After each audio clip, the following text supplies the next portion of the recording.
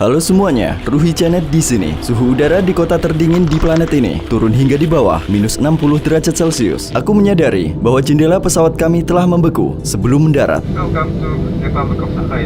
Hari ini suhu udaranya minus 55 derajat Celcius. Aku akan melakukan 8 eksperimen dalam cuaca yang sangat dingin ini secara subjektif. Bisakah cairan telur menopang cangkangnya? Atau bisakah mie menahan garpu di udara? Kami membuat alat sederhana untuk membantu memegang garpu, karena kami tidak bisa memegangnya dengan tangan. Karena tangan kami gemetar kedinginan. Orang tidak bisa memakai kacamata bingkai logam di sini karena logam dapat menempel pada kulit mereka, dan ketika mereka ingin melepasnya, daging mereka bisa ikut terlepas. Ini adalah potongan daging yang nampak seperti daging manusia. Aku mengenakan sarung tangan lapis 2 dan aku melepas sarung tangan yang lebih besar karena aku ingin menggunakan jariku, dan sarung tangan ini sudah mulai membeku. Tanganku terasa sangat dingin sekarang.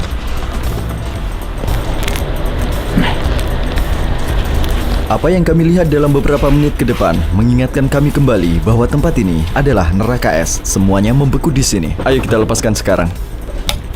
Apakah kalian melihatnya? Yang telah membeku dapat menahan garpu di udara.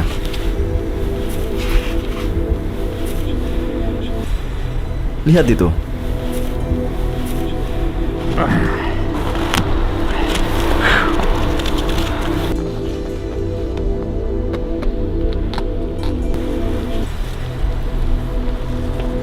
Ini seperti tidak nyata.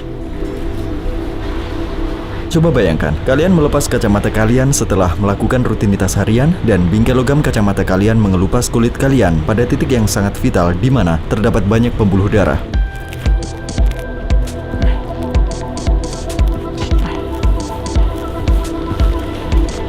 Sama seperti ini.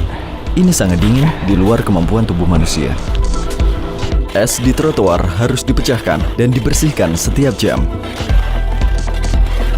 Patung-patung di jalanan terbuat dari es karena tidak akan meleleh selama berbulan-bulan. Orang-orang meletakkan karpet di pintu masuk setiap gedung agar tidak terpeleset karena lantai yang licin. Biasanya ada 3 pintu di pintu masuk gedung untuk mencegah masuknya cuaca dingin. Pintu diposisikan secara diagonal di hotel kami. Ini adalah tempat di mana sekolah tidak diliburkan sampai suhunya di bawah minus 50 derajat Celcius. Sedangkan di beberapa tempat lain di dunia, terkadang sekolah diliburkan saat suhunya di bawah 0 derajat Celcius. Minus 45 derajat Celcius cukup normal di sini. Anak-anak keluar dan bermain. Jika suhunya sekitar minus 28 derajat Celcius, itu berarti musim semi telah tiba bagi orang-orang Yakuts. Mari kita lakukan eksperimen balon sekarang.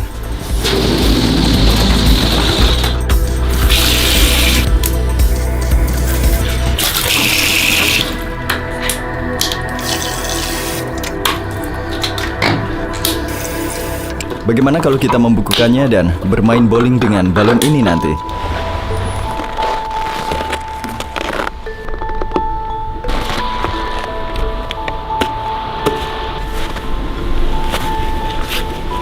Berapa lama sampai baju ini membeku sepenuhnya? Kita lihat saja. Karena bajuku basah, sarung tanganku juga ikut basah dan hampir membeku sepenuhnya. Jari-jariku sakit karena kedinginan. Aku kira aku akan lebih baik tidak memakainya, tetapi tidak memakai sarung tangan adalah ide yang buruk. Tangan yang tidak memakai sarung tangan mulai terasa sangat sakit hanya dalam waktu 20 detik. Jangan remehkan rasa sakitnya. Jika aku membiarkan tanganku di luar selama 20 menit, aku akan benar-benar kehilangannya. Ini disebut radang dingin. Telingaku bengkak saat dibiarkan di luar hanya selama 3 menit di video sebelumnya. Bulu mataku mulai membeku. Suhu udaranya sekitar minus 55 derajat Celcius.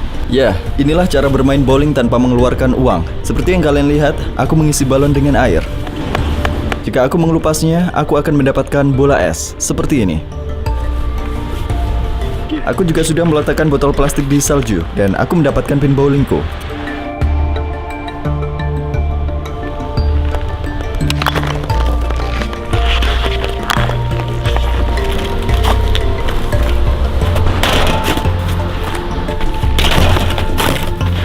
Kalian lihat guys.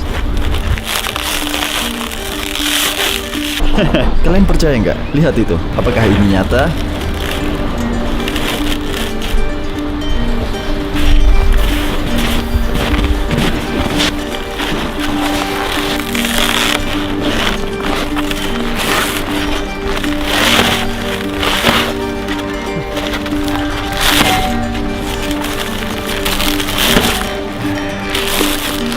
Lihatlah lubang tempat di mana aku memukul.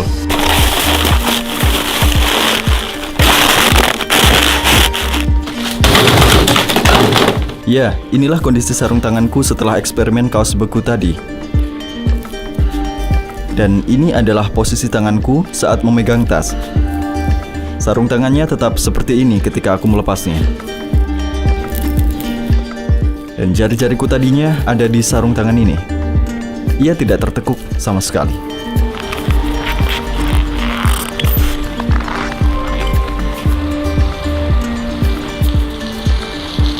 Ia membeku.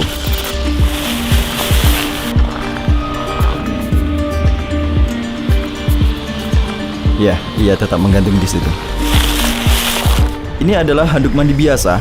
Apakah kita bisa membuat kereta luncur dari ini?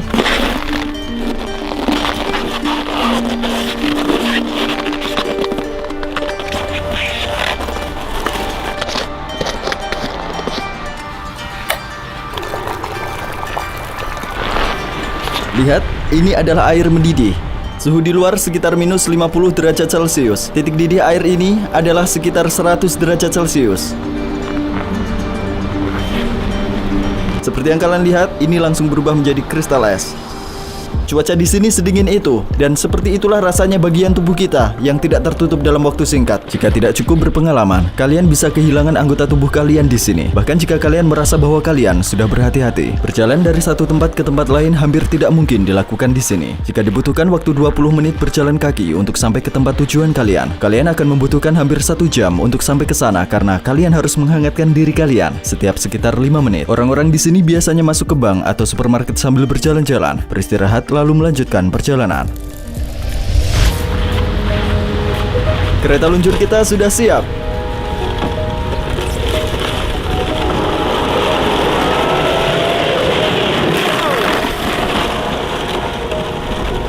Luar biasa, aku akan melakukannya lagi.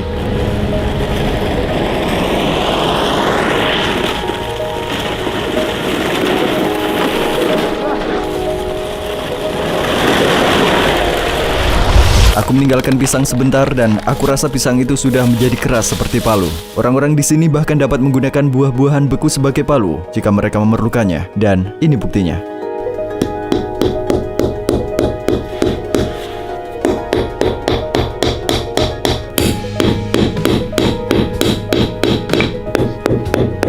Kalian tidak akan melihat ini setiap hari. Bicara mengenai buah dan daging beku, beberapa orang Yakuts mengosongkan satu ruangan di rumah mereka dan tidak menghangatkannya karena ruangannya sedingin di luar. Mereka menggunakannya sebagai freezer besar yang tidak memerlukan listrik. Seperti yang kalian lihat, ruangan pertama di rumah ini adalah ruang freezer di pintu masuk. 1, 2, 3.